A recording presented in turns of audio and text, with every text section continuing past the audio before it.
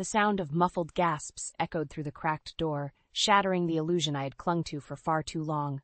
My heart pounded as I pushed the door open, confronted by the sight that would forever shatter my world. Dean, my husband, entangled with another woman on our marital bed. Avery. Dean's eyes widened in panic as he scrambled to cover his naked form. The disheveled woman beside him mirrored his horror, clutching the sheets to her chest. Nausea churned within me, a tsunami of emotions threatening to drown my senses. Tears burned my eyes, but I refused to let them fall. Not in front of him, not anymore. "Who is she?" I demanded, my voice trembling with a mixture of rage and anguish. Dean opened his mouth, but the woman beat him to it. I'm so sorry, I didn't know he was married." Her voice quivered with shame. I turned my gaze back to Dean, searching his face for any semblance of remorse or explanation. But all I found was a cold, calculated mask, a facade he had expertly maintained throughout our marriage. "How could you?" The words escaped my lips, laced with a pain that cut deeper than any physical wound. Dean's expression hardened, all traces of guilt evaporating. "This isn't what it looks like, Avery. You need to understand." "Understand what?" I spat, incredulous. "That you've been lying to me since the day we married? That our entire relationship has been a sham?" His eyes narrowed, and for a fleeting moment I caught a glimpse of the true Dean, the one who had been hiding behind his charming smile and empty promises. "You knew what you were getting into," he sneered. "I needed someone to take care of my mother, and you were convenient. Don't act so surprised." His words sliced through me like a dagger, leaving me reeling. Suddenly, everything made sense. The way he had distanced himself, the countless nights he claimed to be working late, the emotional void that had grown between us. I swallowed hard, fighting back the tears that threatened to betray my resolve. In that moment, a newfound strength surged within me, a determination to break free from the chains of this toxic marriage. "You're right, Dean," I said, my voice steadier than I expected. I did know what I was getting into, but I also thought there was a chance for us to build something real, something based on love and trust. Clearly, I was wrong. I turned on my heel, pausing at the doorway. "Don't worry, I'll take care of your mother. It's the least I can do for the woman who deserves far better than a son like you." With those words, I walked away, leaving behind the shattered remnants of a life I had once believed in. But as the door closed behind me, I felt a weight lifted from my shoulders, the weight of a lie I had been living for far too long. The path ahead was uncertain, but one thing was clear. The illusion had crumbled, and it was time to face the harsh reality of my marriage. In the days that followed, I found solace in the company of the one person who needed me most, Meredith. Dean's mother had been the initial reason I accepted his proposal, but over time, she had become more than just a patient to me. Our bond transcended the confines of a caregiver's duty, blossoming into a genuine connection forged by the cruelty of her son's neglect. As I tended to Meredith, her moments of lucidity revealed glimpses into Dean's past that shook me to my core. The man I had once known was nothing but a facade, meticulously constructed to hide his true nature, a selfish, manipulative being who would stop at nothing to secure his own comfort. "He was always a difficult child," Meredith whispered one afternoon, her frail hand clutching mine with surprising strength, so consumed by his own desires, never thinking about the consequences of his actions. I listened intently, my heart aching for the woman who had endured the burden of raising such a callous son. "He's draining my accounts, you know," she continued, her eyes filled with a rare clarity. "Slowly but surely, he's taking everything I've worked so hard for." My blood boiled at the revelation, but before I could respond, Meredith fixed me with a determined gaze. "We have to stop him, Avery. He can't be allowed to get away with this." In that moment, a spark ignited within me, a fierce determination to protect Meredith and ensure that Dean faced the consequences of his actions. We began to devise a plan, a secret pact sealed by the bond we had forged through adversity. As the days turned into weeks, our scheme took shape. I used my medical expertise to gather evidence of Dean's neglect, meticulously documenting every instance of his absence and disregard for his mother's well-being. Meredith, in her moments of clarity, revealed the intricate details of the family's finances, exposing Dean's underhanded dealings and illegal siphoning of funds. "He thinks he's so clever," Meredith would say, a glint of triumph in her eyes. "But we'll show him. We'll make sure he gets what he deserves." And in those moments, I saw a strength in Meredith that I had never witnessed before, a resilience born from years of enduring her son's cruelty. It was a strength that fueled my own resolve, a fire that burned brighter with each passing day. As our plan solidified, I couldn't help but marvel at the irony of our situation. Dean had brought me into his life as a means to an end, a convenient caretaker to ease his burden. But in doing so, he had unwittingly forged a bond that would ultimately lead to his downfall. With Meredith by my side, I felt a sense of purpose I had never known before. The path ahead was fraught with challenges, but one thing was certain: we would not rest until Dean faced the consequences of his actions, and karma had its say. Meredith's health had been deteriorating rapidly, her moments of lucidity becoming increasingly scarce. It pained me to witness her decline, but our shared determination burned brighter than ever before. One evening, as I tended to her, Dean barged into the room, his usual air of indifference replaced by an unsettling look of determination. "Mother, we need to talk," he announced, his tone leaving no room for argument. Meredith regarded him with a weary gaze, her once vibrant eyes dulled by the relentless progression of her condition. "What is it, Dean?" she asked, her voice frail yet laced with a hint of defiance. Dean shifted his gaze towards me, his lips curling into a condescending sneer. "Leave us, Avery. This is a family matter." I opened my mouth to protest, but Meredith beat me to it. "Avery stays," she insisted, her grip tightening around my hand. "Whatever you have to say, you can say in front of her."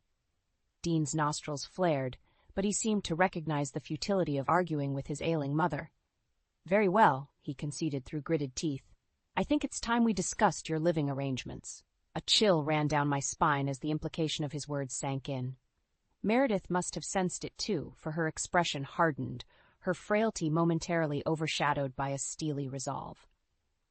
"What are you suggesting, Dean?" she demanded, her voice trembling with barely contained emotion. "I've found a wonderful nursing home," Dean began, his tone sickly sweet. "A place where you'll receive round-the-clock care without the burden of staying in this house." My heart pounded in my chest as the true nature of his plan became clear. He intended to strip Meredith of her dignity, her independence, and ultimately her assets. "You can't be serious," I blurted out before I could stop myself. "Meredith has made it abundantly clear that she wants to remain in her home, surrounded by her familiar belongings." Dean shot me a withering glare, his false veneer of concern slipping to reveal the cold, calculating man beneath. "This isn't your decision, Avery," he spat. "Meredith is my mother, and I'll do what's best for her." Meredith's grip tightened around my hand, and I could feel her trembling with a mixture of fear and anger. In that moment, our unspoken pact solidified.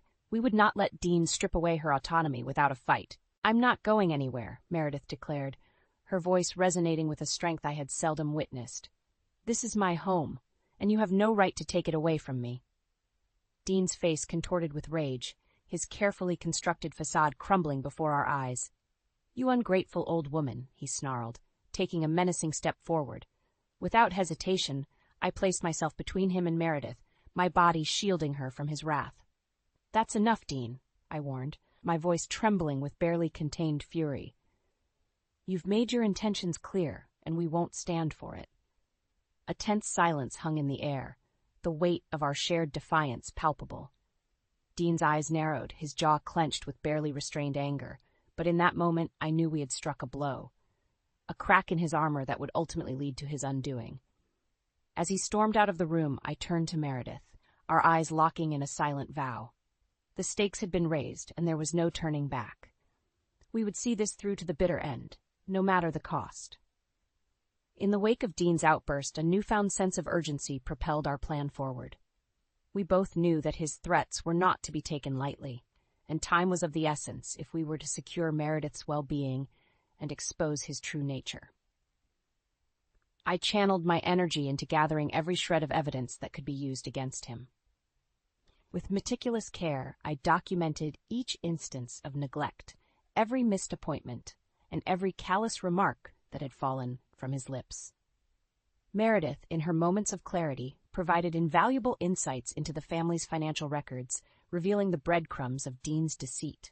"He thinks he's being so clever," she would say, her eyes alight with determination. "But we'll show him. We'll make sure everyone knows the truth." As our cache of evidence grew, I found myself seeking the counsel of an old friend from nursing school, Julia, a woman whose unwavering moral compass and sharp legal mind had always been a source of inspiration. "Avery, what you're describing is nothing short of elder abuse and financial exploitation," Julia said, her brow furrowed as she pored over the meticulously compiled documents. "With the right legal representation, we can build an airtight case against him." Her words fueled my determination, and together we began laying the groundwork for a legal battle that would shake the foundations of Dean's carefully constructed facade. Throughout this process, I couldn't help but marvel at Meredith's resilience. Despite her failing health, she remained steadfast in her resolve, her moments of lucidity becoming beacons of hope that guided our efforts.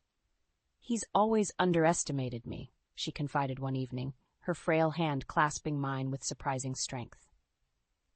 "But this time, he's gone too far." In those moments, I saw the unwavering bond that had formed between us, a bond forged by shared adversity and a thirst for justice. It was a bond that transcended the boundaries of blood and law, and it was this bond that would ultimately be Dean's undoing. With each passing day, our arsenal grew stronger, bolstered by the unwavering support of Julia and the indomitable spirit of Meredith. Dean, in his arrogance, remained oblivious to our machinations, secure in his belief that he held all the cards. Little did he know that the tables were turning, and the very woman he had sought to exploit, the woman he had dismissed as a mere caretaker, would be the one to unravel the web of lies he had so carefully woven. As the pieces fell into place, a sense of anticipation bubbled within me. The road ahead was fraught with challenges, but I knew that with Meredith by my side and the weight of evidence on our side, we would emerge victorious.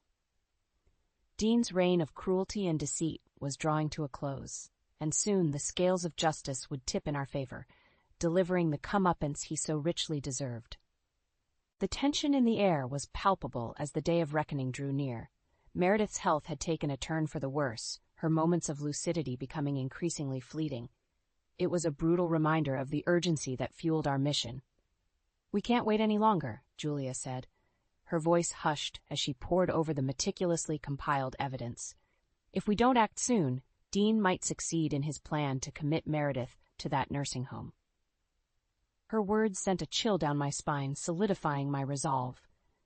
We had come too far to let Dean's cruelty triumph. With careful planning and precision, we orchestrated our escape, a final act of defiance against Dean's machinations. Under the guise of a medical emergency, I arranged for a discreet transport to whisk Meredith away to a secure location far from Dean's reach. The night before our departure, I sat by Meredith's bedside, her frail hand clasped in mine. Her eyes, though dulled by the relentless progression of her condition, shone with a fierce determination that belied her fragile state. "We're almost there, Meredith," I whispered, my voice thick with emotion.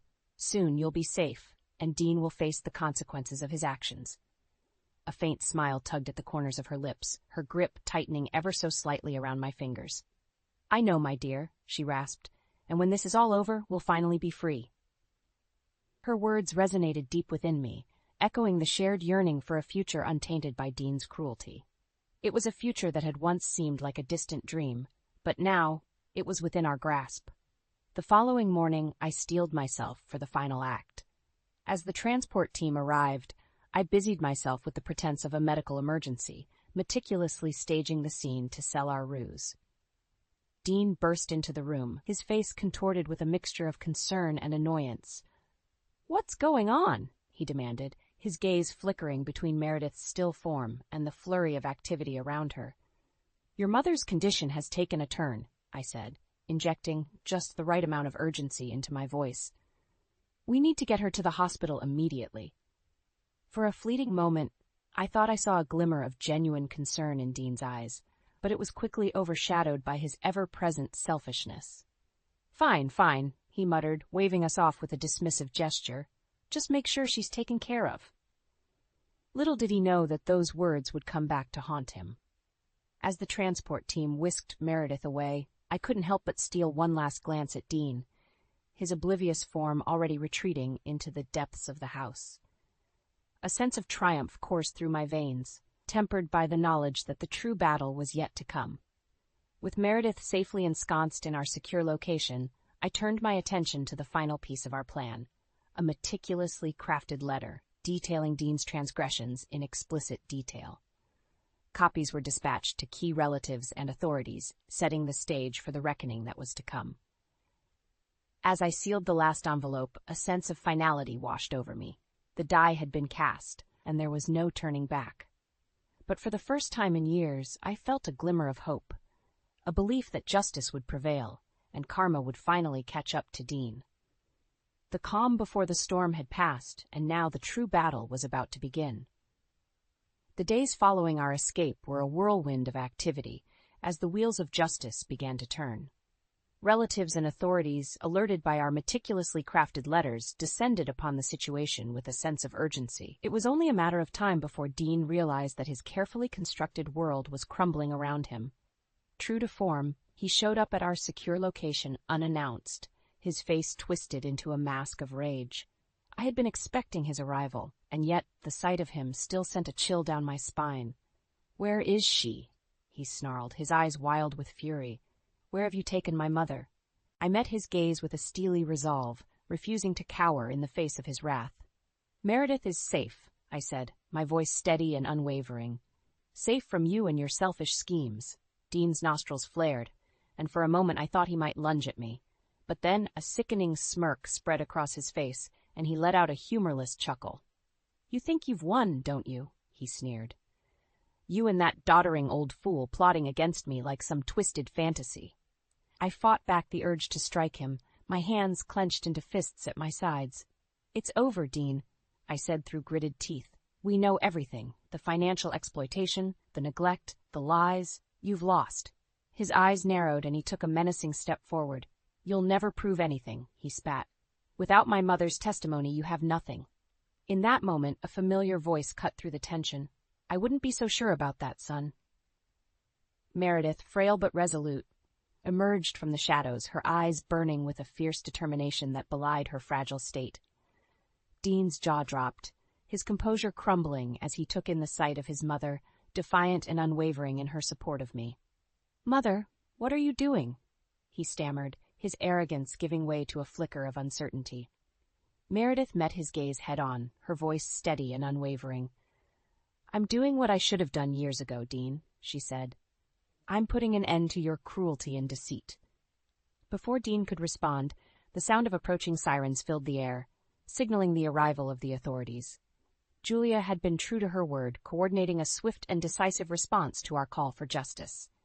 Dean's eyes darted around in panic, his carefully cultivated facade crumbling before our eyes. "This is insane," he muttered, his words laced with desperation. "You'll all pay for this."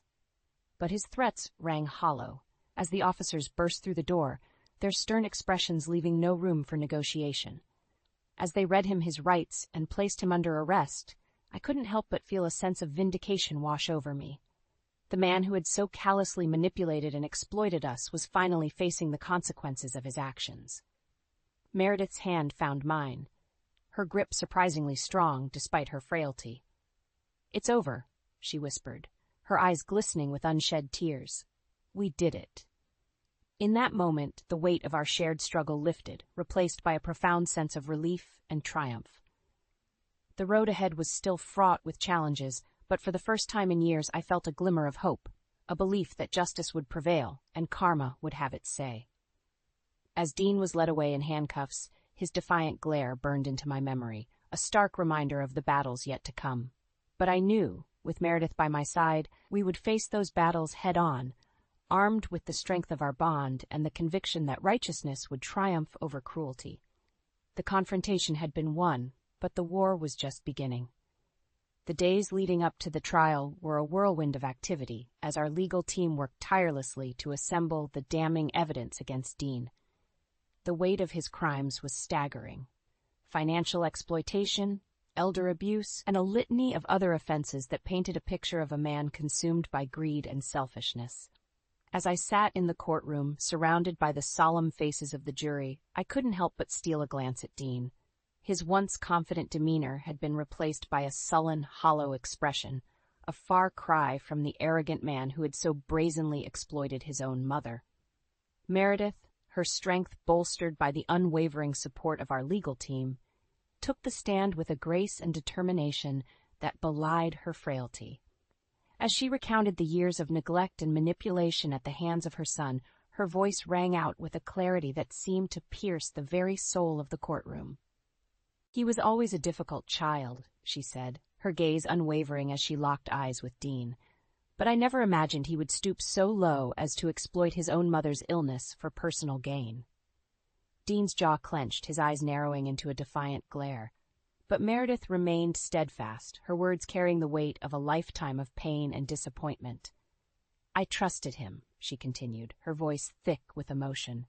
"I trusted him to care for me, to honor the sacrifices I made as a mother. But instead he saw me as a means to an end, a source of wealth and convenience to be exploited." The courtroom fell into a hushed silence, the gravity of Meredith's testimony hanging heavily in the air. Even Dean seemed momentarily subdued, his usual bravado faltering in the face of his mother's searing indictment. As the trial progressed, the weight of the evidence against Dean became insurmountable. Financial records, witness testimonies, and a mountain of documentation painted a damning portrait of a man driven by greed and manipulation. Throughout it all, Dean maintained a veneer of defiance, lashing out at the prosecution and attempting to discredit the testimony against him. But his efforts were futile, his desperate attempts to cling to control only serving to further underscore the depth of his depravity. In the end, the verdict was unanimous, guilty on all counts. As the judge handed down Dean's sentence, a hush fell over the courtroom. For years he had operated under the delusion that his actions would go unchecked, that he could exploit and manipulate without consequence. But in that moment, the reality of his crimes came crashing down upon him, his facade of entitlement and arrogance stripped away to reveal the pathetic, desperate man beneath. As the bailiffs led him away, his eyes met mine for a fleeting moment, and in that instant, I saw a glimmer of something I had never witnessed before. Fear. Fear of the consequences he had brought upon himself, fear of the reckoning that had finally caught up to him. It was a fear born not only of the legal repercussions, but of the knowledge that his own mother had been the one to deliver the final blow, shattering the illusion of control he had so desperately clung to. In the aftermath of the trial, Meredith and I found solace in the knowledge that justice had been served. The weight of Dean's cruelty had been lifted, and a newfound sense of freedom washed over us. As we embraced, tears of relief streaming down our faces, I couldn't help but marvel at the strength of the bond we had forged, a bond that had withstood the tempest of Dean's manipulation and emerged victorious. "We did it," Meredith whispered, her eyes shining with a clarity I had seldom witnessed. "We showed him that karma always wins in the end." In that moment, I understood the true power of our shared journey, a journey that had transcended the boundaries of family and circumstance, forging an unbreakable bond rooted in love, resilience, and an unwavering belief in the triumph of justice over cruelty. As we looked ahead to the future, unburdened by the specter of Dean's malice, I knew that our bond would endure. A testament to the indomitable spirit that had carried us through the darkest of times, and a beacon of hope for all those who dared to stand against the forces of greed and exploitation. Karma had spoken, and in its wake a new chapter was about to begin. The aftermath of Dean's sentencing was a whirlwind of activity, as Meredith and I set about reclaiming the life that had been so cruelly disrupted by his greed and manipulation. With the legal proceedings behind us, we were finally free to forge a new path, unburdened by the weight of his cruelty. The first order of business was securing Meredith's well-being. Utilizing the assets that had been rightfully restored to her, we spared no expense in ensuring she received the highest quality of care. A team of dedicated professionals was assembled, and a state-of-the-art home health setup was established, complete with around-the-clock nursing and all the amenities necessary to provide Meredith with the comfort and dignity she deserved. As the weeks passed, I witnessed a remarkable transformation in Meredith. The cloud of fear and uncertainty that had once hung over her seemed to lift, replaced by a newfound sense of peace and contentment. Her moments of lucidity became more frequent, and in those precious instances, the true depth of her resilience shone through. "Look at us, Avery," she would say, her eyes sparkling with a mixture of joy and disbelief. "Who would have thought that we'd come out on the other side of this, stronger than ever?" Her words never failed to fill me with a sense of awe and admiration. This woman, who had endured the unimaginable betrayal of her own son, had emerged from the ashes of that trauma with a grace and fortitude that humbled me to my core. As for Dean, his name became a taboo subject in our household. The mere mention of him carried the weight of 1,000 wounds, a reminder of the pain and suffering he had inflicted upon us. In those rare moments when his specter loomed, Meredith would simply shake her head, a sad smile playing upon her lips. "He made his choices," she would say, her voice tinged with a hint of pity, "and now he has to live with the consequences." It was a sentiment that resonated deeply with me, a testament to the power of karmic justice and the indomitable strength of the human spirit. In the months that followed, our bond only grew stronger, forged in the fires of our shared struggle and tempered by the triumphs we had achieved together. We became more than just caretaker and patient. We were family, bound by a love and respect that transcended blood ties. As Meredith's health stabilized, we began to explore the world beyond the confines of her home, venturing out on small excursions that filled us both with a sense of wonder and freedom. Every outing was a celebration, a reminder of the precious moments we had fought so hard to reclaim. On one such outing, as we strolled through a beautiful park, Meredith paused, her gaze fixed on a family playing nearby. A wistful smile tugged at her lips, and she turned to me, her eyes shining with a depth of emotion that took my breath away. "This is what it's all about, Avery," she said softly. "These moments, these precious flashes of joy and love, that's what makes life worth living." In that instant, I understood the true weight of her words. Our journey had been fraught with pain and heartache, but it had also forged an unbreakable bond, a testament to the power of love and resilience in the face of adversity. As we continued our walk hand in hand, I couldn't help but a sense of profound gratitude wash over me. The road had been long and arduous, but we had emerged victorious, our spirits tempered by the fires of our shared struggle. And in that moment, I knew that no matter what challenges lay ahead, we would face them together, united by a bond that could never be broken, a bond forged in the crucible of karma's reckoning and strengthened by the indomitable spirit that had carried us through the darkest of times. The future stretched out before us, a tapestry of endless possibilities, and as we looked ahead, I saw not just a new beginning, but a life filled with hope, love, and the unwavering belief that justice would always prevail over cruelty.